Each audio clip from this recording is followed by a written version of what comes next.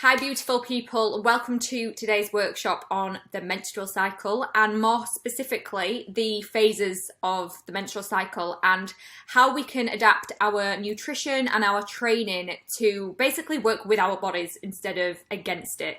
And becoming aware of this is honestly going to be a game changer. It's going to be so powerful for you girls. And if any guys are watching as well, or any husbands, this is a must because, yeah, I just wish this was spoken about so much more. And I was going to say I wish I learnt this at school. I probably did learn this at school, but I feel like I should have had more. We all should have more access. This all should be spoken about so much more. So without further ado, in fact, there's just a couple of disclaimers that I want to go through. Firstly, if you are on any hormonal contraceptive pill, this won't necessarily relate to you. Still 100% please watch it, because especially if you're a female, it will still relate to you, but it won't relate to you right now if you are on the contraception, because your body won't be going through these phases. So what the contraception, say if you're on the contraception pill, what that does is it basically down-regulates your hormones. And obviously the menstrual cycle is all about our hormones, different hormones rising and dropping. So whereas if you're on contraception, you've just kind of got a baseline. Your hormones aren't going to be going wild. So that's why you don't experience things like PMS as much and, anything like that. You will, however, have your bleed, possibly, and that's actually called a withdrawal bleed when you're on the contraception pill. So, yeah, like I said, please still watch this because it will still relate to you, it won't relate to you right now if you are on contraception. And second disclaimer, I'm not a doctor. So please don't take medical advice from me. That's not what I'm trying to do here at all. I'm just, like I said, I'm going to be talking more about the training and looking after yourself at this time of the different phases. But yeah, I'm not a doctor. I'm not medically qualified in any way, shape or form. So please just be aware of that. And finally, there was one more thing. That was it. We are all completely different. So obviously, if you are a female, yes, the menstrual cycle within itself is the same, but we all experience it very, very differently. And I just want to I can't reinforce that enough. We are all individuals. We are all very different. And not even that, we go through different, obviously each cycle will be slightly different, and due to life changes, stress, illnesses, no two cycles may necessarily be the same. So yeah, again, even though I'm just trying to give you some sort of background foundation knowledge, but just note that a lot of this is sort of textbook style, so you can't just sort of take it with a pinch of salt. So without further ado, let's get into it. So like I mentioned, this actual workshop's going to be more going over each of the 4 phases, a little bit about what's going on, but more so how to navigate your training and your nutrition around each phase. And also, just like I mentioned, having that the foundation of the knowledge of this is going to be so powerful for you girls. You can really start to learn to work with yourself and with your body rather than working against it and trying to push through it. And I think there's still a big, obviously there's a huge percentage of the health and fitness industry that is run by males. And I think even though there are a percentage of these males that are 100% getting on board with this, I think still a lot of them don't quite get how affected us females can be throughout the month by these hormone spikes. And a lot of them are, I'm not sort of trying to pick out males as such, but some females are like this, I suppose. But I think a lot of individuals tell you to push through it and get a grip, push through it, just take some paracetamol sort of thing. But I think once you have this power of knowing what's going on, how to sort of tune into your body, like, right, okay, this is happening, so this is what I'm going to do this week, then next week I can be a bit more like this. Yeah, it's just, like I said, it's a game changer, it really is. So let's dig into phase number 1. oh no, the 4 phases. So the 4 phases, let me just make myself smaller. Scoop me down there. Right, 4 phases. So phase 1, so your cycle starts when you have your bleed, your period. This is when basically an egg hasn't been fertilized and your uterus lining sheds, and yeah, this happens by having a drop of the hormones. You're going to have to excuse my pronunciation. I am so bad at saying this hormone, this word, progesterone. I don't know why I find it such a tongue twister. So this is when you have a drop of progesterone and estrogen. And yeah, that within itself then causes your uterus to shed, which is a period. So then moving on to phase 3, so after your period, so your period will last from what, 3, well, sometimes for some people, I know it can be around 2. Is it 2 to 5 or 3 to 5 days, I think they say on average. And then, yeah, you go into phase 2, which is the follicular phase. And this lasts around 2 weeks. And this is basically a good time to be alive. This is when our strength is high and our energy tends to be higher as well, and it's usually when we're just feeling really great. And yeah, like I said, that's lasts around about 2 weeks. And sorry, I did say originally that started after your period. It doesn't. It starts on day 1 of your period. So that's why sometimes the week leading up to your period is when obviously you're not feeling too great sometimes, but then as soon as your period starts, you actually can find that your mood and things does begin to rise. So phase number 3 is the ovulation phase. This is the shortest phases. It's I think I'm going to go into it. I think it's 24 hours to 48 hours, this phase, and it's just basically when you're fertile. And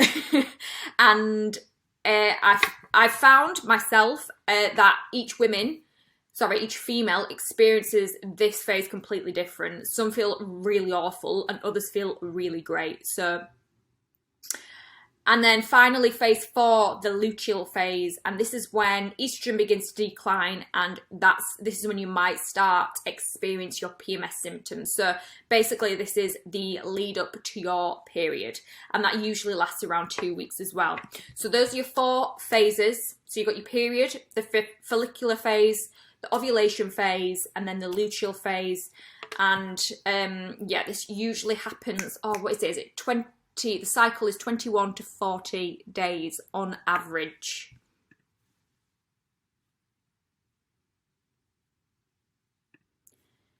So the period. I'm sure we all know what a period is. So yeah, like I mentioned, it's the shedding of your uterus. It lasts on average 4 to 6 days. The level of estrogen and progesterone hormone decreases and drop, which is why uterus lining sheds. So onto the fun stuff, how to adapt at this time of your phase. So again, I'm going to keep saying this, you might feel completely different one cycle to another, so pinch of salt please. So you might feel fatigued, more tired, you might have pain in the first few days like cramps. But each day that goes by, more often than not, you will feel better, and you'll feel your energy start to rise, and you'll feel stronger as well. So around this time of the month, taking zinc and magnesium and iron can actually help aid with any pain, cramps, digestion, and your thyroid. So that might just be worth noting. It's not like the be all and end all to take these supplements. It's just known that those supplements can help around your period. Also, increasing fats can be more beneficial around this time, and that's actually because when, I think it's the luteal phase in the period, we can't access carbohydrates as easily. So turning to fats, eating more oily fish, supplements with omega-3s. So I always mention to you girls, taking an omega-3 supplement. Dark chocolate can also be a bit of a lifesaver at this time of the month as well. And then also possibly decrease caffeine intake. We can be a little bit more sensitive to these things. So that's just something to consider. if you feel like training when you're on your period, that is absolutely fine. You know, there's no reason that you shouldn't and can't train when you're on your period. And it might just be a case of, even if you do feel a little bit, just a bit more tender around that area, of just having to change a few exercises and modify a few exercises. So for example, you might have a barbell hip thrust or a glute drive and you're a bit like, ooh, not today. That's absolutely fine. Either take it out or swap it for something else that's a little bit more comfortable. So yeah, absolutely can be modified. And just, you know, even if, like I mentioned, the pains and things, if it's crazy bad, don't push through it. I don't want you to expect to be thinking, right, yeah, I'm on my period, but it'll be fine. I'll go anyway and smash it despite being in pain. That's not what I want. But yeah, if I'm personally, I'm absolutely fine when I'm on my period usually. What I tend to not do is crazy high intensity things, as in like crazy runs or sprints or, yeah, it is worth to just dial it down a little bit and just, in this time, as well as your luteal phase, which I'll again discuss further, just slowing it down a little bit, maybe not going for any crazy personal bests, and just understand that you actually might be a little bit weaker. So, but yeah, yoga and things and stretching can also be really great at this time. But there's no reason at all why you can't, if you're feeling fine, why you can't train. The follicular phase 2 is the superwoman phase. So like I said, it's a great time to be alive. This is when your strength's usually at your highest and your energy's at your highest. And it's usually when you feel your best, most productive, and you've got a really nice, stable, high mood. So yeah, this is basically a time to be striving for personal bests in the gym. Don't be afraid to push yourself, lift crazy heavy, really go for it. And I've put here, you'll even enjoy pushing some cardio too, since your energy is high. I don't know if you've ever sort of walked into the gym and thought, my energy is really good, I feel like smashing some cardio. I'm sure some of you are like, no, that's never happened to me, but it will have happened to some of you. And I can guess it's probably usually around this time. So yeah, and you also might feel sexier and more attractive as well. So really take advantage of, I've put here, of yourself and your lover. And just live your best life for the 2 weeks. Woo! Good time to be alive. So it's a really good time to just push in the gym, basically. I forgot to mention actually, phase 2, those 2 weeks, you can really handle a lot of carbohydrates as well. So yeah, take advantage of that. Ovulation, phase 3. So this is basically the really short window when you are fertile, which is 24 to 48 hours. It's when the egg is released and travels down the fallopian tube. I don't know why that word really makes me cringe. Fallopian tube, where it waits for a friend. Estrogen peaks and triggers. A rise in LH, which then triggers ovulation. Basically, your hormones are doing all these wild things. How to adapt. So as I mentioned earlier, some females really notice ovulation and others don't. And I find it wild. So I was on the contraception pill personally for, I think it was over 10 years growing up. And it hasn't been until the past sort of 3-4, maybe not even that, a couple of years basically, that I've noticed ovulation, and I find it wild because I personally get ovulation cramps. I know another of my girls does as well. She messaged me the other week mentioning it, and I just never ever put the 2 and 2 together. I didn't even think that was a thing, but it is a thing. So yeah, some females don't at all. They don't even know they're ovulating, and others, myself being in that category, actually feel worse than the week before the period in ovulation. Again, everyone's completely individual. So yeah, you might experience slight cramps throughout this time. Add some self-care if needed, if you are. Use contraception if you're wanting to avoid pregnancy, but I mean, just the common sense, that one, isn't it? Take extra time to warm up in the gym and add some ability drills in there. And this is when potentially slowing down and doing a little bit of yoga and things might feel good if you're feeling a little bit more delicate. And then this is when your body goes through the transition of loving fats as fuel around this time. So this is when you'll want to start incorporating plenty of healthy fats. And also this might be when you feel extra hungry, bloated and watery. Again, this is something that I personally experience. So I know a lot of you stress out about the scales sort of the week before your period and things. But for me and for many others, it's actually around ovulation. So I'll be like mid-cycle. I'll like gain a kilogram or two, and I'm like, what the hell's going on? Like, why has that happened? And I'll check my phone or something and be like, right, okay, that makes sense. I'm ovulating. So yeah, it's just another thing. You don't have to be due your period, really close to your period, for the scale weight to go up and down. You could be ovulating because, again, bloated, you might be more watery and feeling more hungry as well. So yes, the scales might rise around this time. Doesn't mean it's body fat. And then phase number 4, the luteal phase, is the lead up to your period. So this is when estrogen starts to decline because its main job was to grow the uterus lining, and progesterone inclines as it maintains the uterus or an egg. If no egg is received in this time, progesterone will then fall a few days before the start of your period. So like I said, basically it's the lead up to your period. So how to adapt? So this is the time where you may want to just slow down. You might start feeling more fatigued, tired, grumpy. You might feel weaker in the gym, and you're just not hitting the same weights that you were last week for no specific reason.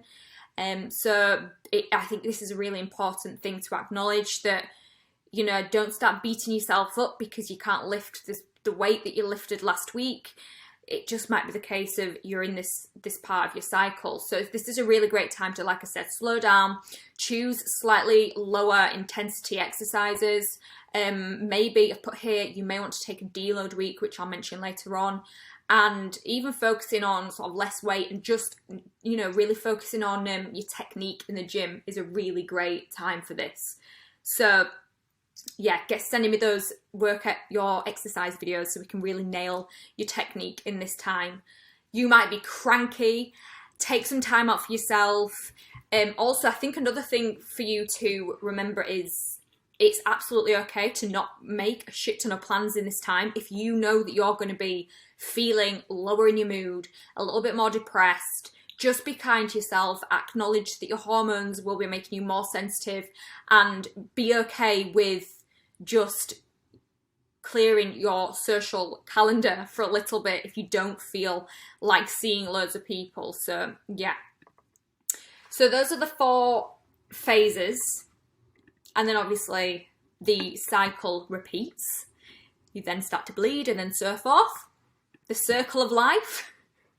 So a little bit more into how to navigate your training and nutrition around the phase. Again, no 2 females are the same. And in fact, no two cycles are the same. So I just want to make it very clear, again, this is why learning your own body is so critical. So even though I'm telling you all this information and knowledge, at the end of the day, we don't know right now how your body works, or maybe you do, but I don't. So listening to it, paying attention to it, and giving it the awareness that it deserves is so important. So how can we navigate around what I've told you today and still reach your goals? Okay, so fats. I'd like to recommend making sure that you consume at least 1 gram of fat per kilogram of body weight through whatever cycle phase you are in. Fats, as I mentioned earlier, is so important for fully functioning hormones, and also half of your cycle, or a couple of weeks out of your cycle, you will function slightly better off fats. That doesn't mean for a single second that you have to get rid of carbs at all. I would not ever want you to do that. Carbs are so important as well, but just make sure that you are still nourishing yourself with plenty of healthy fats. So oily fishes, avocados, nuts, seeds, dark chocolate, organ meats and red meats if that's your vibe, and then supplement high quality omega-3 again, which I've mentioned. So I think this is a really important point to make. So how to navigate your training throughout these different phases and still reach your goals.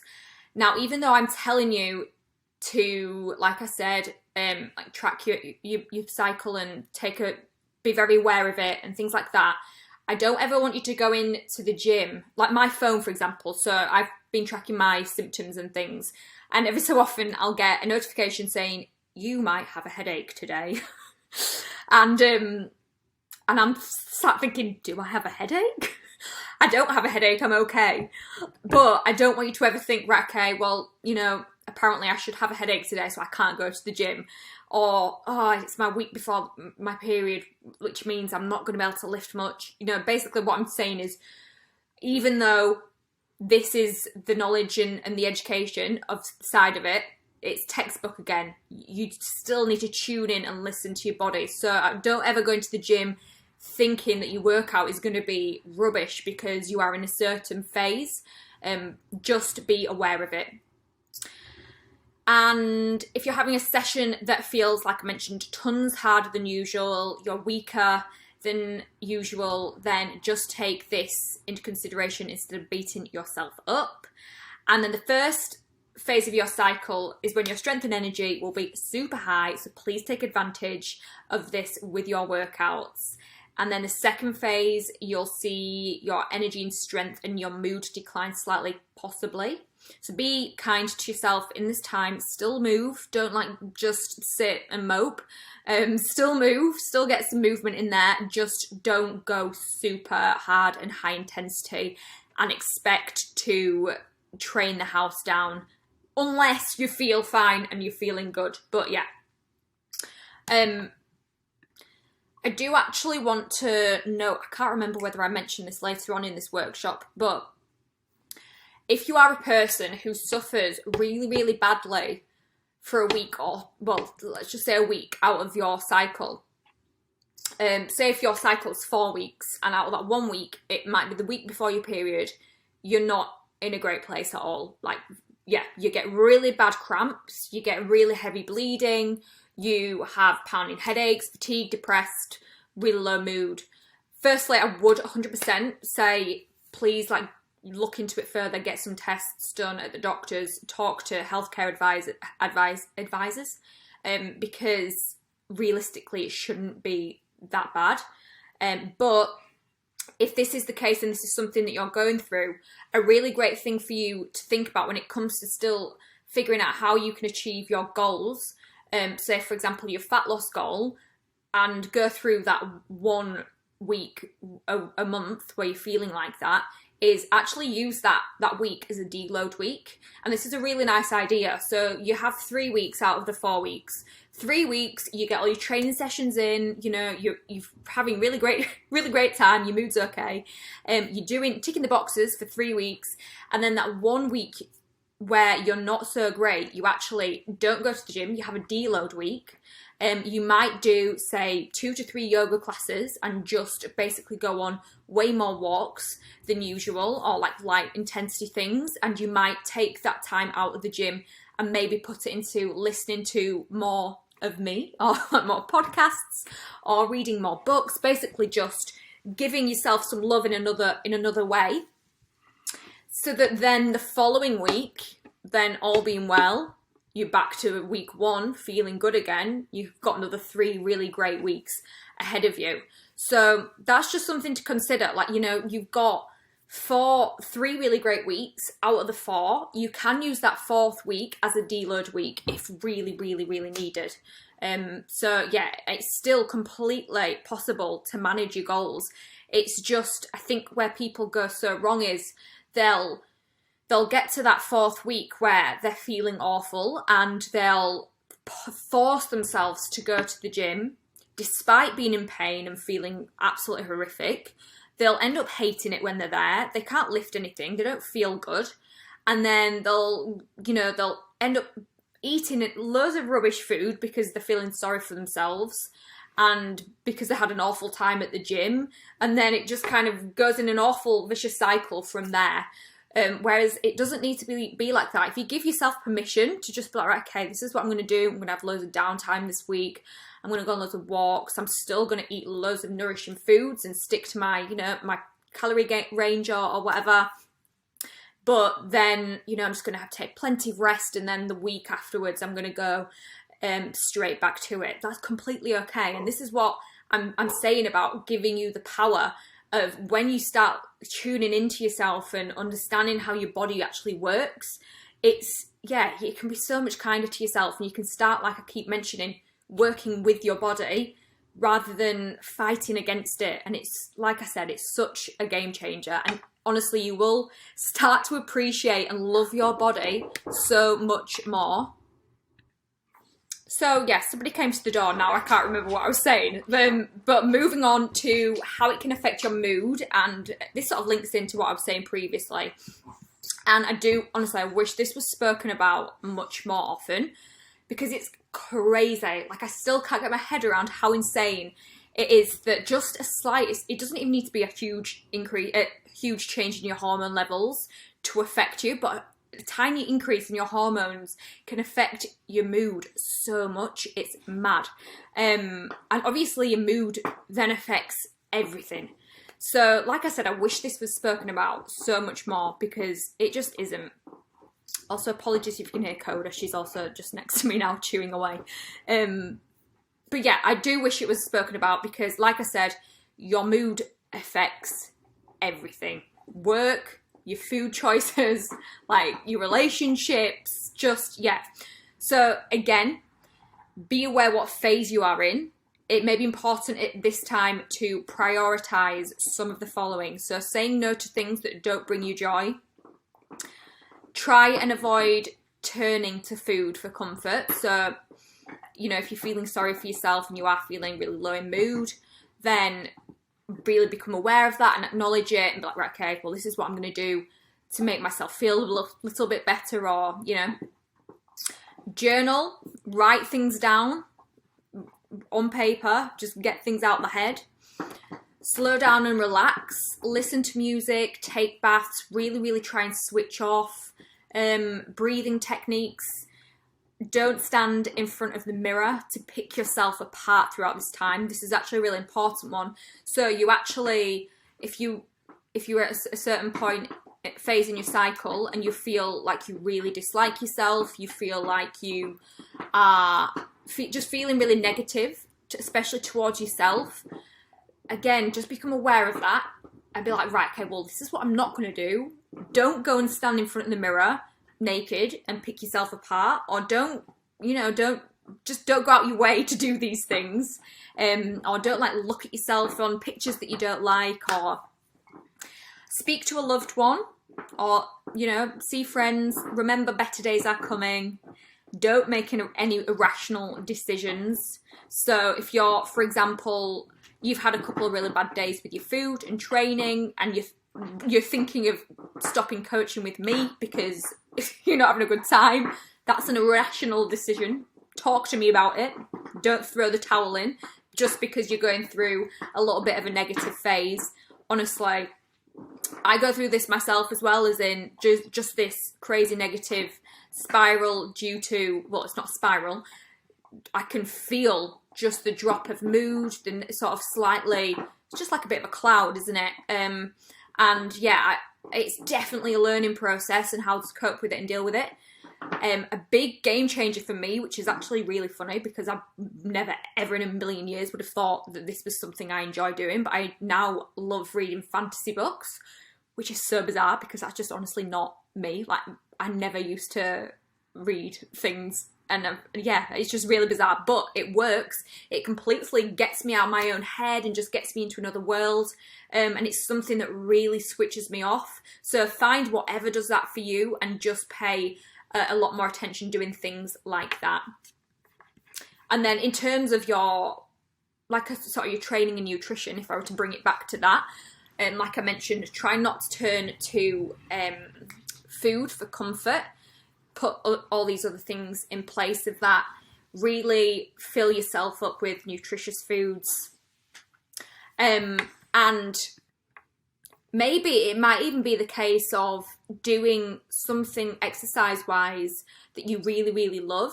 So, you know, if you're really, really not feeling doing one of your lifting sessions or something, and you want to do like a, I don't know, spin class or a bit of cardio instead to pick up your mood, then, you know, maybe try do that. Work around with it. Just like I've put down here, remember, better days are coming. You 100% will be coming out the other end at some point. It's just a phase. So fat loss and the phases. How can I stay consistent throughout this time? So I've put together here a few tips that can help you through this time if your goal right now is fat loss. So first of all, tip number 1, choose high quality foods and choose volume meals. So if you're a female who gets really hungry and snacky around a certain phase of their cycle and loves to eat and just wants to eat, then create big meals. So massive bowls of salads, stir fries, popcorn is quite volume dense, you know, just coming up with things like that, and also high quality foods so that you're really going to help fill you up and keep you full, and especially like fibre as well. Incorporate plenty of healthy fats towards your period, which I've mentioned. Drink plenty of water when you're bloated, even though you really won't feel like it. Zinc, magnesium whilst ovulating can also help with this. Don't kill yourself when your period is due, meaning in the gym or with exercise. Don't be afraid to slow down a little bit and prioritise rest when you feel like you need it. I think that's a very important one. And then finally, we can always increase food a little around a phase in your cycle if you're really struggling. This can be an option. In fact, I haven't mentioned this, so I know I mentioned the training deload. So if you are a person who gets, like I mentioned, the really high hunger, it might not even be for a week, it might be like 3-4 days just before your period or maybe even around your period, and you know, approach me and be like, okay, Becky, this is like I've noticed month upon month at this time of my cycle my hunger goes sky high. Is it possible for me to like bring my calories up around maintenance or to this much each month to overcome this? Absolutely. Like if it's like how I teach you girls about fat loss, like if you have if you've got a social event and you want to bring your calories up to maintenance for that day, it's absolutely fine. It's like the rest of the week what's going to justify what's the end result is.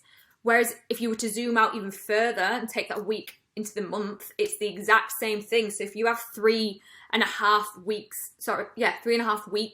out of the month being in a deficit, and then you've got 4 or 5 days at maintenance, you're still gonna get epic results. So it's absolutely something that can be and you know should be possible. So please feel free to speak to me or Jordan about that.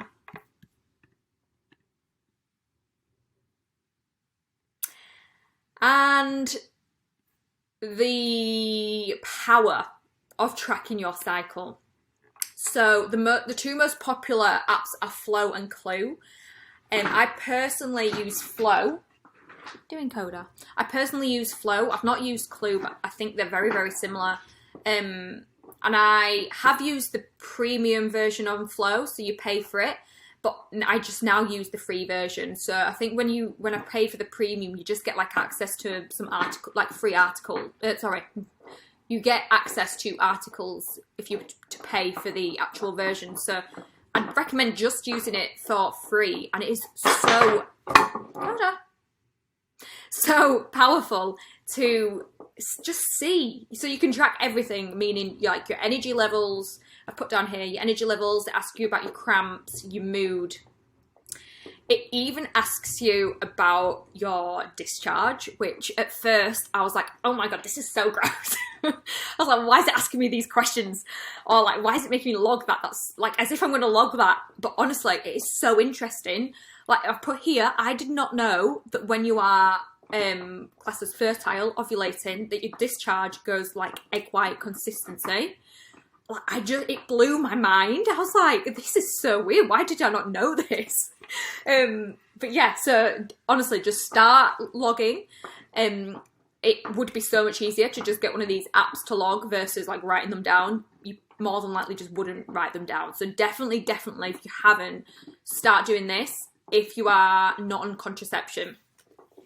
And you will get to know your body like never before.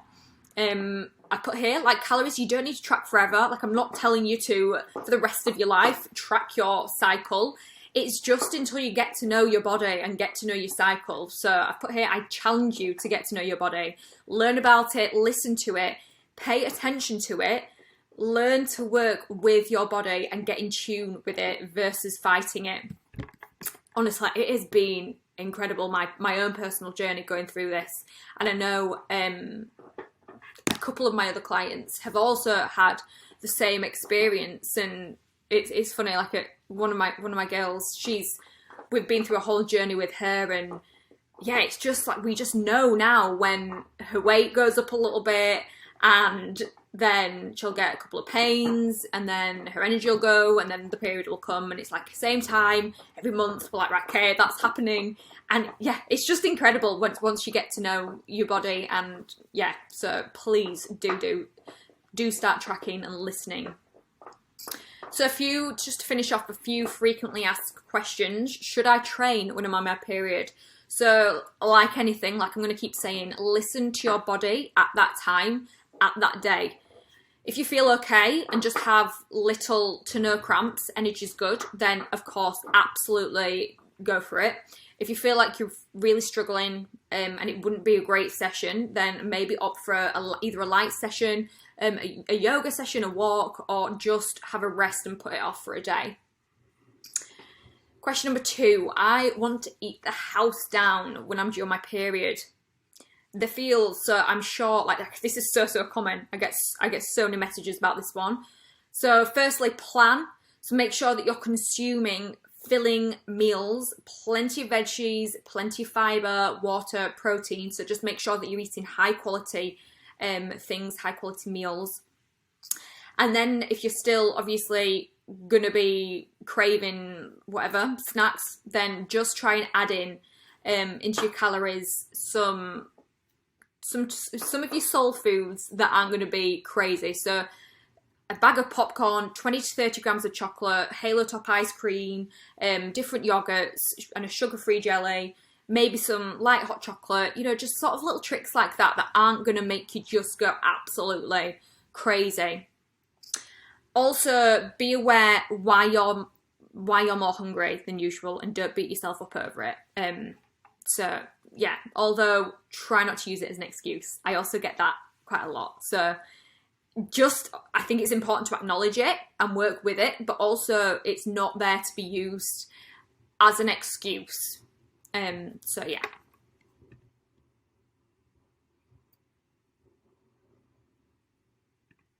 I feel worse around ovulation. Is this normal? Yes. So like I mentioned earlier, I struggle myself with this as well. Ovulation can lead to increased hunger, cramps, and just listening to your body. Again, be aware of what's happening.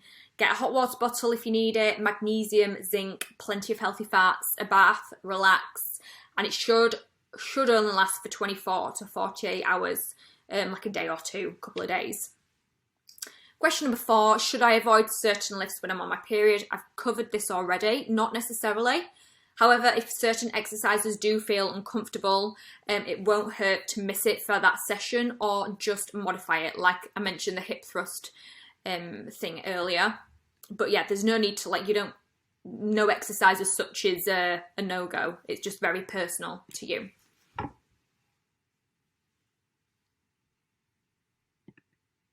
Last bit. I'm so much more weaker before my period. How can I overcome this? Again, a broken record, but awareness is key. So you can't really overcome it as such. It's just a part of your body's cycle.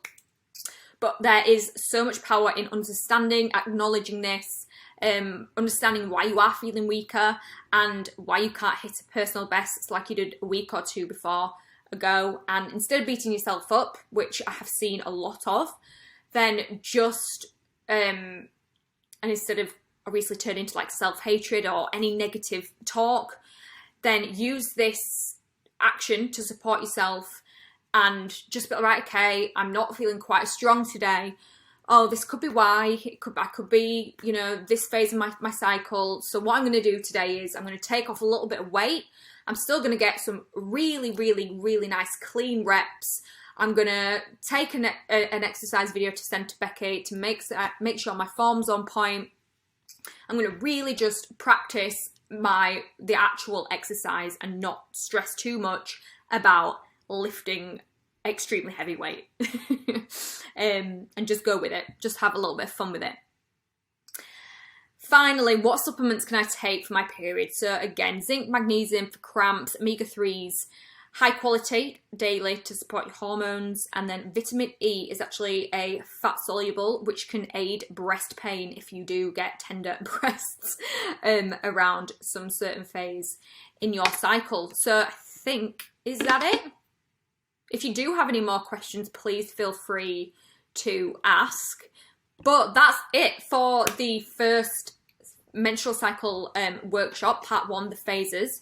I would love to do some more on the menstrual cycle. There is so much that hasn't been covered, but hopefully I've just touched the basics with you, and if anything, I just want this to be a wake-up call that, girls, we have a cycle. We go through, you know, peaks and troughs of the month. Like, it's going to be up and down, and it's all about awareness, acknowledging what we're going through, acknowledging what our body is doing, and then working with this and listening to it. And like I've said a trillion times over, there is so much power in being in becoming aware and then working with yourself rather than against yourself. So yeah, I'm going to end this here. Please let me know any more questions, because it will 100% help for future workshops. And I shall speak to you all soon. Sending you lots of love.